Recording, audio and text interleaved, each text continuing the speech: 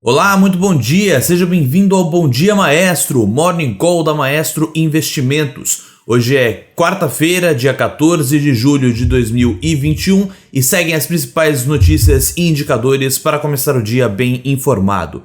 Os futuros dos índices de Nova York têm desempenho misto depois do CPI acima do esperado divulgado ontem, com custos associados à reabertura da economia.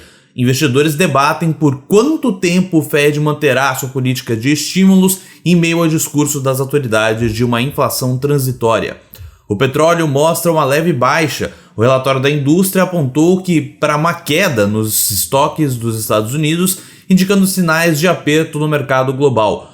Números oficiais do governo americano devem ser divulgados ainda hoje. O mercado vive incertezas frente ao aumento de casos de coronavírus em alguns locais. A Indonésia, por exemplo, registrou recorde de novas infecções, enquanto Sydney, na Austrália, estendeu restrições, além do impasse da OPEP+, quanto ao aumento da produção de petróleo. O mercado de minério de ferro aguarda dados da economia chinesa que saem nesta quarta-feira à noite, que incluem o PIB do segundo trimestre e a produção industrial. Números sobre a produção de aço também serão divulgados e ajudarão os investidores a colher pistas sobre a força da demanda. Vamos para os índices de mercado agora pela manhã. Tóquio fechou em queda de 0,38%, assim como Hong Kong, que fechou em queda em 0,83%, e Xangai em queda de 1,07%.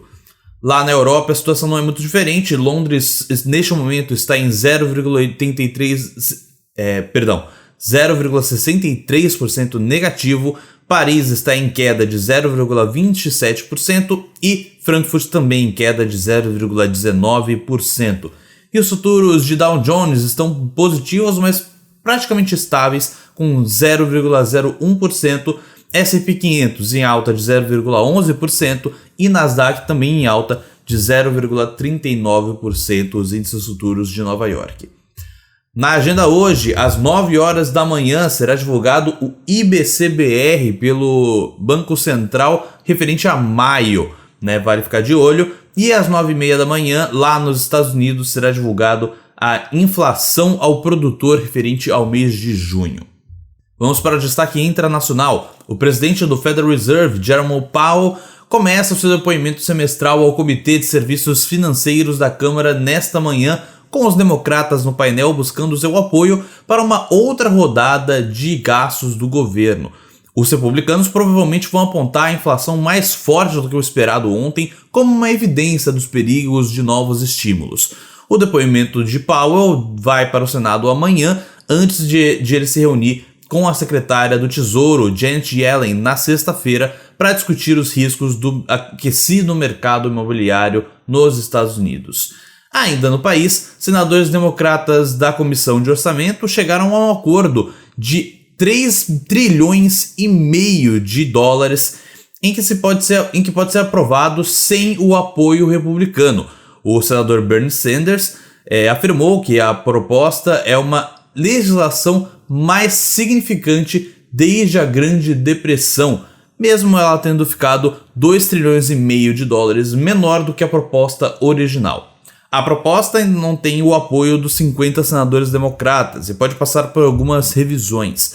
As discussões sobre o financiamento do plano, que deve contar com um aumento de impostos para grandes empresas e outras medidas individuais, além da negociação de detalhes, ainda estão ocorrendo. O pacote se somaria ao acordo bipartidário para investimentos em infraestrutura, de pouco menos de 600 bilhões de dólares.